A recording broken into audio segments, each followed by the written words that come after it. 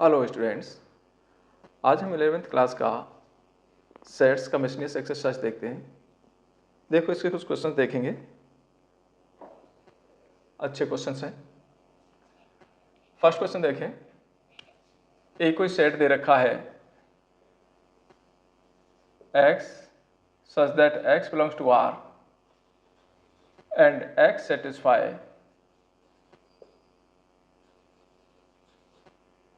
x square minus 8x plus 12 is equal to 0। B set दे रखा है 2 4 6,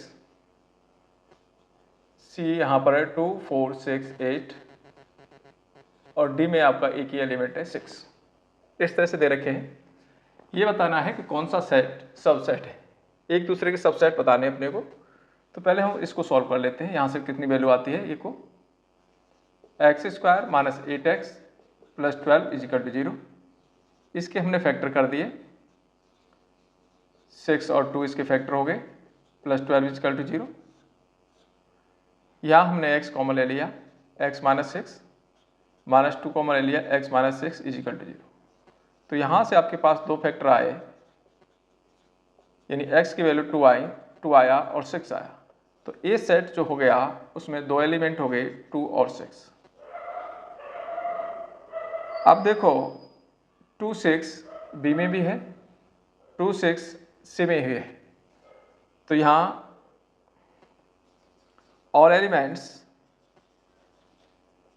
of A is in B and C। तो A क्या है, B का भी सबसेट है और A आपका C का भी सबसेट है। फिर B को देखें, B के सारे एलिमेंट C में हैं। All elements of B is in C, इसके सारे एलिमेंट इसमें हैं। तो इसका मतलब ये हो गया कि B C का भी सबसेट है।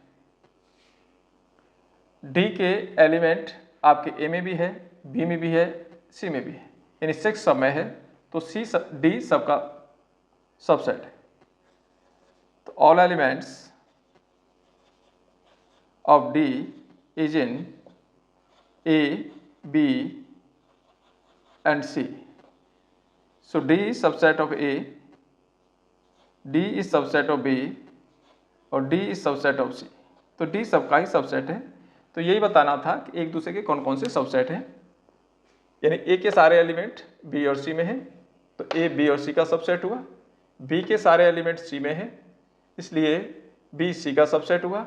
और D के एलिमेंट A में भी है, B में भी है और C में है, सब में है। तो आपका D सबका सबसेट है, D subset of A, B and C। Second question देखें।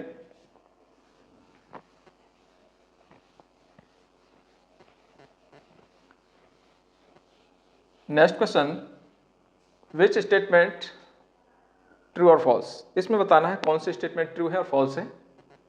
If it is true prove it and if it is false give an example. तो कौन से ट्रू हैं कौन से फॉल्स हैं, एग्जाम्पल दे के बता दें। जैसे सेकंड का फर्स्ट है x belongs to A and A belongs to B, then x belongs to B। x A में भी है और A B में है, तो ये बताना है x B में भी है।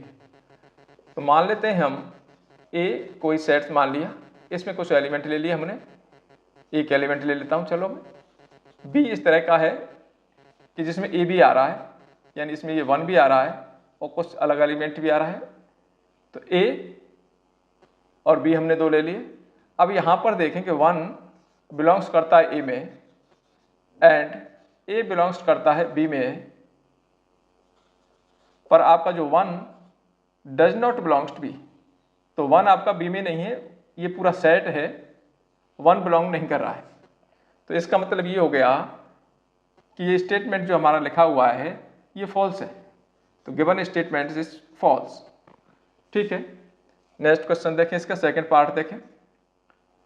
ये कह रहा है if A is subset of B and B belongs to C then A belongs to C। A subset of B है, A में कुछ हम एलिमेंट ले लेते हैं 1 और 2, बी में कुछ ज़्यादा एलिमेंट लेते हैं 1 2 3, क्योंकि ए के सारे एलिमेंट इसमें हैं।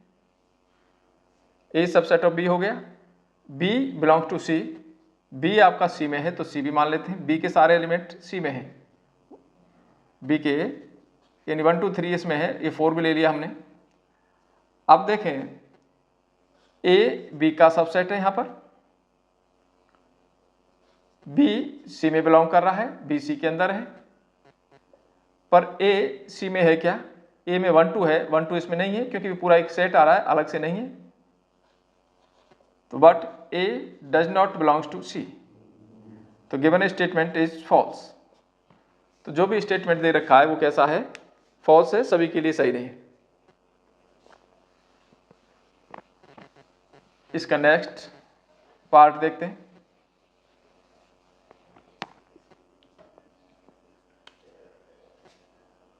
थर्ड है if A subset of B and B is subset of C then A is subset of C. तो ए हमने सेट कोई ले लिया, इसमें 1 और 2 एलिमेंट है, बी ले लिया इसमें 1 2 3 है, तो ए बी का सबसेट है, और सी ले लिया इसमें बी के सारे एलिमेंट हैं, इस तरह से। तो अब देखें यहां पर A subset of B, A B का सबसेट है, and B subset of C, B के सारे एलिमेंट सी में हैं, ये दोनों स्टेटमेंट सही है। फिर ए के सारे एलिमेंट सी में हैं, बिल्कुल है, तो ए के सारे एलिमेंट सी में हैं, तो गिवन स्टेटमेंट इज ट्रू। तो जो भी स्टेटमेंट है वो कैसा है? ट्रू है। फोर्थ देखें इसका, if A is not subset of B, B is not subset of C, then A is not subset of C. इस तरह से बताना है। तो ए हमने कोई सेट ले लिया, इसमें कुछ एलिमेंट ले लिया 1 और 2, बी इस तरह से ले लिया कि ए के सारे एलिमेंट इसमें नहीं है, 2 और 3 कर देते हैं, सारे एलिमेंट नहीं है कि बी के एलिमेंट है, और सी इस तरह से लेते हैं कि सी के सारे एलिमेंट सी में नहीं है, तो इसमें हम 3 1 2 और 4 ले लेते हैं। अब यहां से देखें कि ए सबसेट ऑफ बी नहीं है और बी भी सी का सबसेट नहीं है कि इसके सारे एलिमेंट इसमें नहीं है, पर ए के सारे एलिमेंट सी के अंदर है। तो ये जो स्टेटमेंट दे रखा है सभी के लिए सही नहीं है, ये क्या है? फॉल्स है। ए के सारे एलिमेंट सी में आ रहे हैं, तो ए सबसेट ऑफ सी हो सकता है, ये जरूरी नहीं है कि ए बी का सबसेट नहीं है, बी सी का सबसेट नहीं है, तो ए सी का सबसेट नहीं हो, ऐसा कोई जरूरी नहीं है। तो ये स्टेटमेंट आपका कैसा है? False.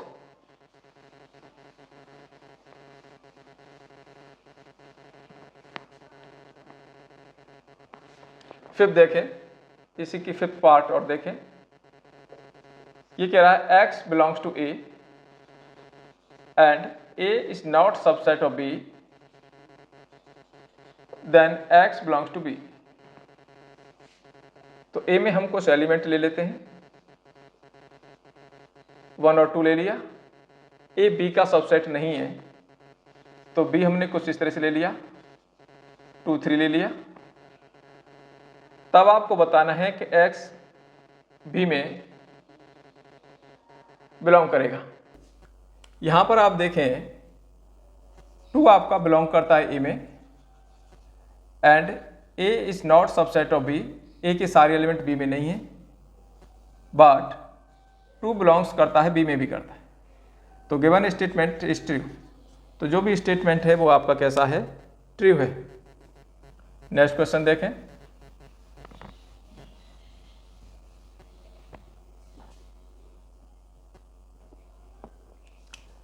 Let A be C, third question, let A be C set such that A union B is equal to A union C or A intersection B is equal to A intersection C so that B is equal to C। तो show करना है B is equal to C होगा। ये given है कि A union B और A union C equal है, A intersection B और ए इंटरसेक्शन सी इक्वल हैं, तो आपको बताना है बी और सी भी इक्वल होंगे। तो इसको लेके चलते हैं, A union B is equal to A union C. इसमें हमने दोनों साइड में इंटरसेक्शन बी कर दिया, इंटरसेक्शन बी। अब इसमें हम डिस्ट्रीब्यूटिव लॉ लगा देते हैं। डिस्ट्रीब्यूटिव लॉ क्या होता है कि A intersection B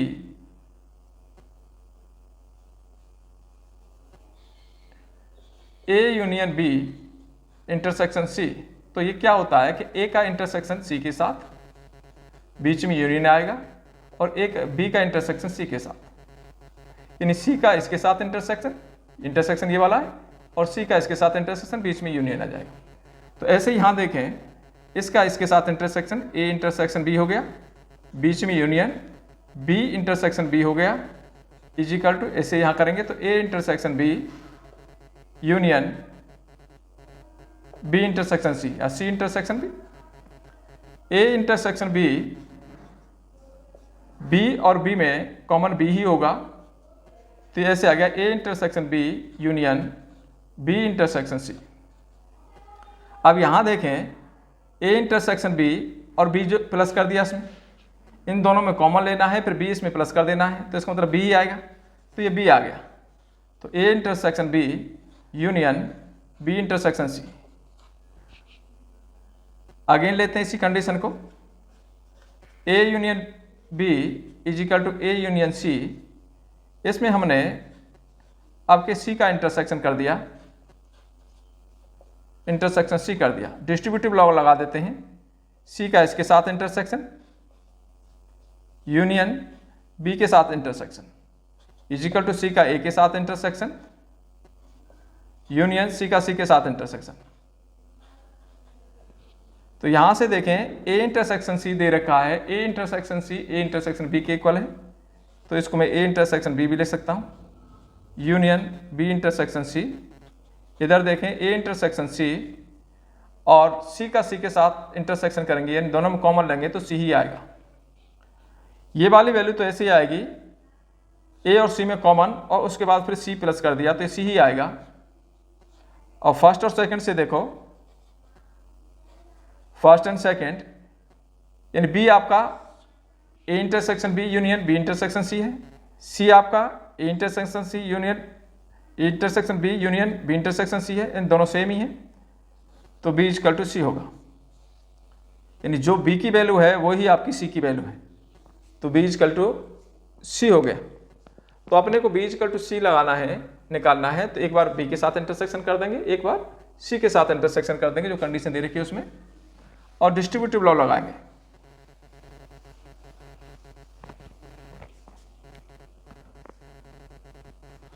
first question देखें, so that following conditions are equivalent. चार कंडीशन दे रखी हैं, ए सबसेट ऑफ बी, दूसरा है A minus B equal to 5, third है A union B is equal to B,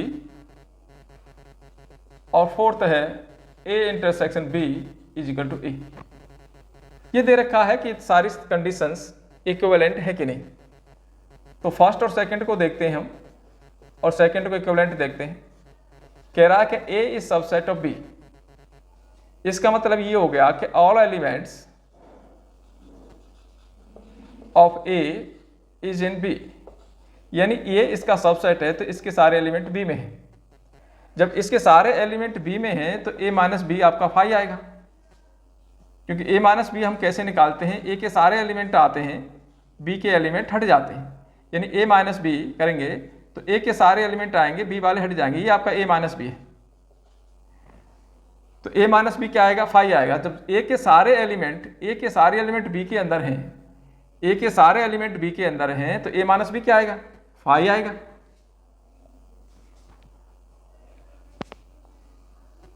तो ए माइनस बी 5 आएगा। इसका मतलब ये हो गया first is equivalent second. Second और थर्ड को देखते हैं।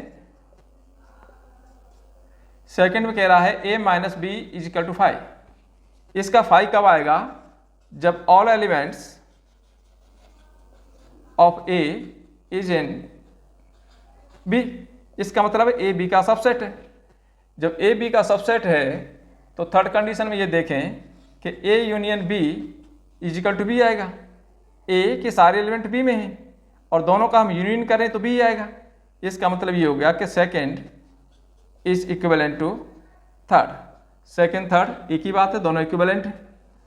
थर्ड और फोर्थ को देखते हैं,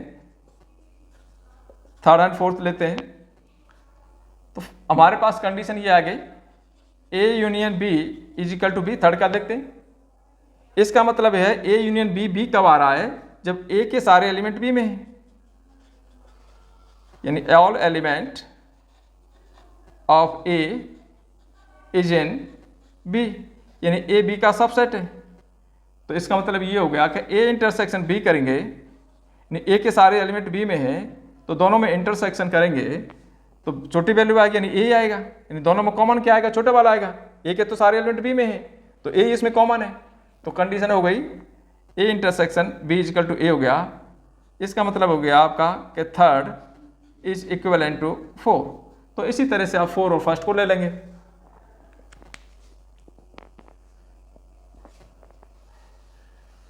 तो इसमें केवल आपको समझना है और एक ही स्टेटमेंट है कि इसके सारे एलिमेंट इसमें हैं, इसलिए इंटरसेक्शन आ रहा है, यूनियन आ रहा है, सब कुछ आ रहा है।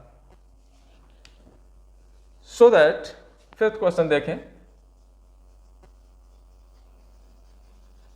सो दैट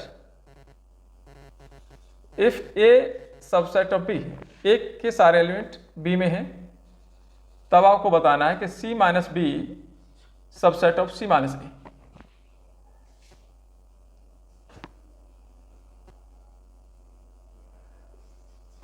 तो लेट कर लेते हैं कि x belongs to C minus B, यानी x सी माइनस बी में है। इसका मतलब क्या हुआ कि x सी में तो है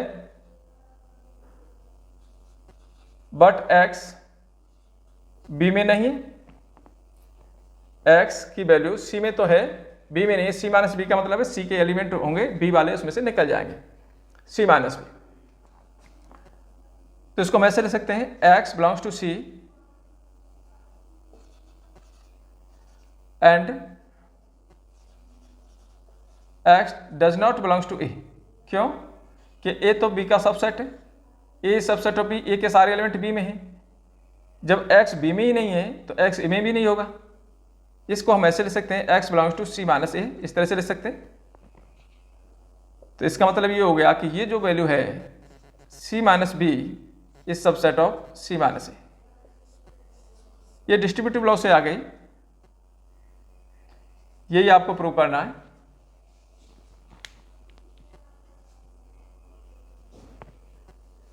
सिक्स क्वेश्चन देखें।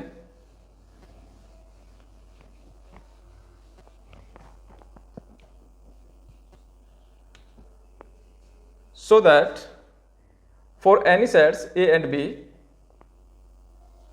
A is equal to A intersection B union A minus B, और दूसरा है A union B minus C is equal to A union B। तो यहां पर देखें, इसकी राइट हैंड साइड को मैं सॉल्व कर देता हूं। A intersection B union A minus B का मतलब है A में तो है एलिमेंट है, B वाले में नहीं है, B डैश। इसको हम ऐसे ले सकते हैं A union B intersection C dash, B में तो है, C में नहीं है। राइट साइड छोड़ दिया हमने, इधर ही वाला लाना है अपने को। इसकी राइट हैंड साइड ले ली और इसकी लेफ्ट हैंड साइड ले ली। अब देखो इसमें हम डिस्ट्रीब्यूटिव लॉ लगाते हैं। ए का बी के साथ इंटरसेक्शन है, ए का बी डैश के साथ इंटरसेक्शन है। ऐसे ले सकते हैं A intersection B union B dash, A का इसके साथ इंटरसेक्शन, इसका इसके, यानी डिस्ट्रीब्यूटिव लॉ लगा दिया। यहां भी हम यही काम करते हैं, डिस्ट्रीब्यूटिव लॉ लगा देते हैं। तो ऐसे आ जाएगा ए यूनियन बी इंटरसेक्शन बीच में और ए यूनियन सी डैश।